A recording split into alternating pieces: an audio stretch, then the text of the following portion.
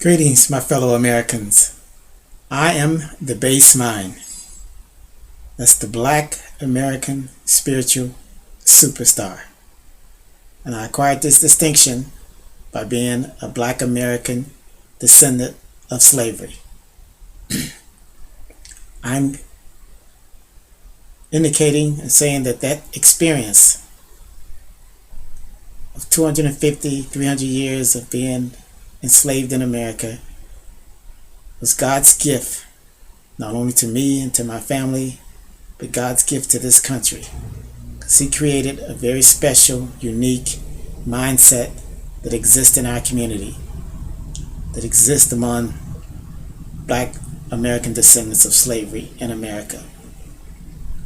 You associate with it each day. You come upon it each day.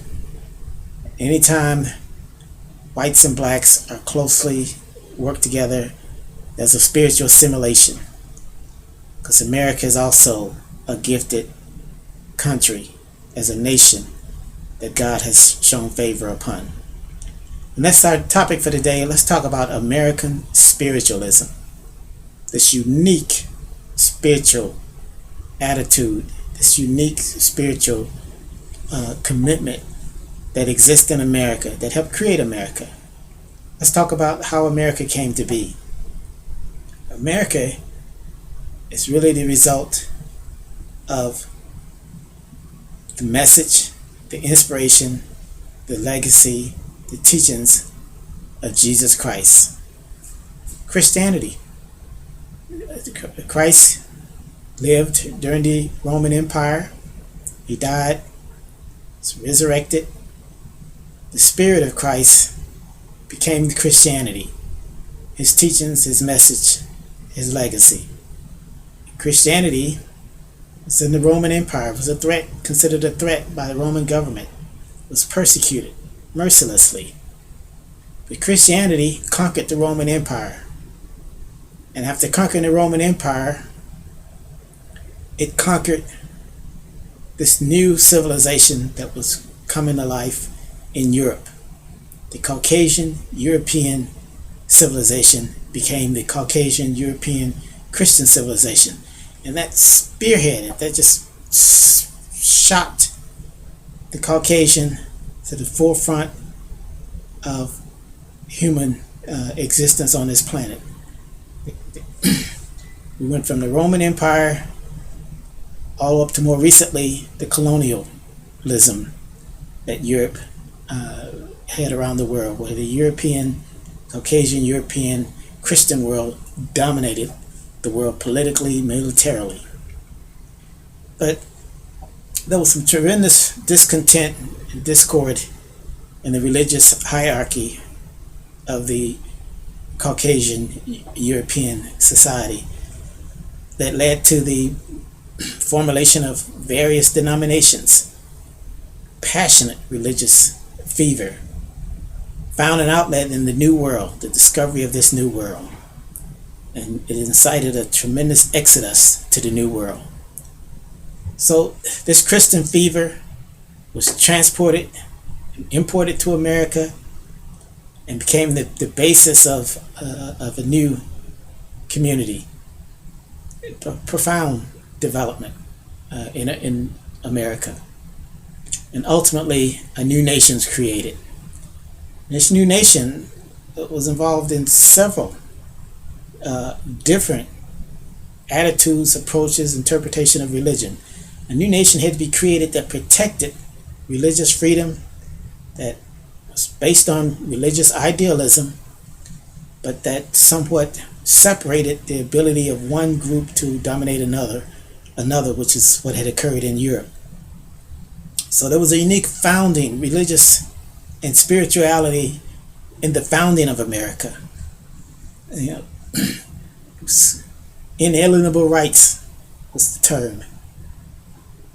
Life, liberty, pursuit of happiness. This is the pursuit of prosperity. This was in the founding of America. This was a step up from anything that existed in Europe at that time. Our founding fathers were trying to create something that was better than anything that they had experienced and that they had seen in history. They were scholars, Mason. They had studied all the other civilizations, including the Muslim world. And they incorporated all of that in the Constitution that formulated these United States of America. Now, sometimes we forget just how difficult this whole process of evolution and natural selection is. God created man, which is mind, gave it the ability to influence, control, dominate, manipulate, modify the creation. But man had to be very, very conscious of the laws that exist. I mean, just look at it from way back. You know, you couldn't attack a saber-toothed tiger with a slingshot.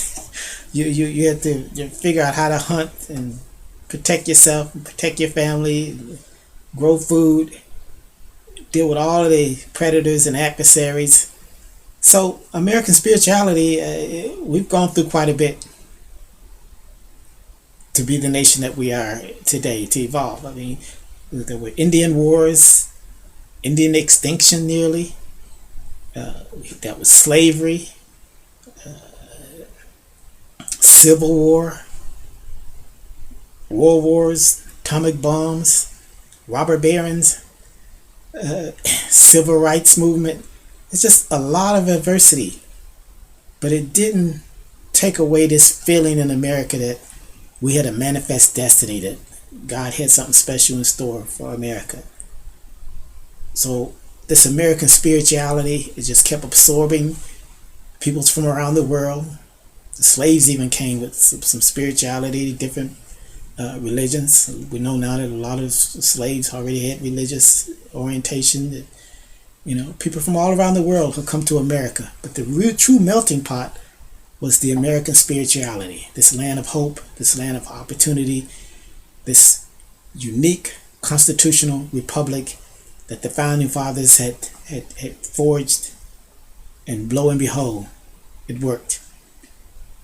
A lot of times we forget just how contentious the formulation of America was. It's easy to rewrite history and see something different. The whole issue of slavery, it was a point of contention from the very beginning. We look at the 3/5 designation in the Constitution. Oh, blacks were only 3/5. You know, that showed discrimination. Well, let's think about it. If you had an abolitionist on one side and a slave owner on the other side from the South, who do you think wanted a slave to be counted as one person? The slave owner. So why didn't it happen? Because there was a movement even then in America that said, these people should be free. You want the full political power and support and representation, set them free. In other words, you're only going to get 3/5. And believe me, there were some who wanted 2/5 or none. So I want you to see that this was always an issue. America's spirituality was always dealing with the adversities and the tough decisions to move this country forward in a God-favored position and status. Let's bring it to the point to today. I'm saying that American spirituality is under direct attack, under direct subterfuge. We're being sabotaged. They want us to stop believing, not only in God, but even that there's a right and a wrong, that there's a good or a bad. Just go with the flow. Let people experience or feel whatever they enjoy. You know, pleasure is the rule. But ancient scripture tells us that was the basis of the beginning of religion and understanding and man's search for the Creator. We say man means mind, and mind had an enemy that said that man was not worthy of this exalted status that God was giving it in creation, to be able to control and define the elements and make use of all of the other forces and the animals in creation. That he would be seduced by material pleasure, by material gain, by power, and that he would be unworthy of God's favor. That's the whole concept behind Satan. The whole concept behind this force that works against man realizing his true and exalted identity and status. So we have that today. There is a force, there is a satanic mindset that works against man achieving an exalted status, that works against America achieving an exalted status, that works against American citizens seeing each other in the best light, in the most positive manner, believing in each other and working and striving together in the most positive manner. Yes, it's under attack. American spiritualism, the whole concept of America believing in itself and believing it has a special destiny, is under attack. And we have, as Americans, we have to take note of it. We have a unique and unbelievable constitutional order here that says that we have the reins of power of our government, and we can control any negative, destructive influences that are working against our government. We have a Congress, and Congress can be influenced and controlled or manipulated by powers to be, but we have the ability to change Congress every 2 years. We have the ability to entirely change the Congress in every 2 years. I don't believe some young people realize that. They just feel like they're so overwhelmed, but we can change. We can change the Senate in every 6 years. We have opportunity to choose a new president every 4 years. So what's with all this hopelessness, all this helplessness? We have the votes. If we have the enlightenment, if we have the understanding, if we have the belief and the faith that there is a God, there is a right, there is a wrong, there is good, and we have the ability to choose it, and whatever we define, whatever we choose, we can make happen. Mine is the controlling force in the creation, a status that our Creator has given us that nothing else matches. We can change whatever we need to change. We can make this country whatever it needs to be. We can have the spirituality that represents who we are and what we want to be in America. Please go to my website, basemind.com, and see what I'm expressing. See this vision that I'm trying to share. See why I believe that we have this special destiny. Why I believe that we have a unique opportunity to make tremendous headway with the present presidential leadership we have today. I really believe that we have an outstanding, dedicated, determined, capable, competent president in President Trump, and we can make some headway to get America on its feet, get America in the position that we've worked so hard for it to be for all of these hundreds of years.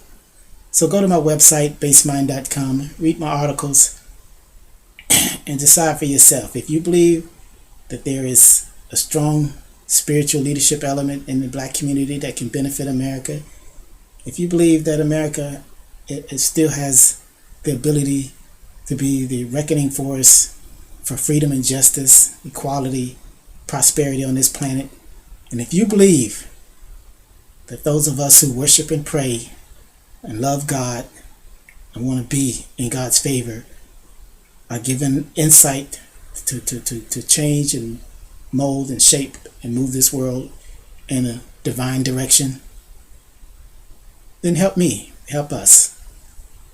Donate, contribute on my website. We can make this happen. We are the power to be and the power to be reckoned with. Thank you so very much for your audience. God bless you. God bless America. God bless the believers. Thank you again.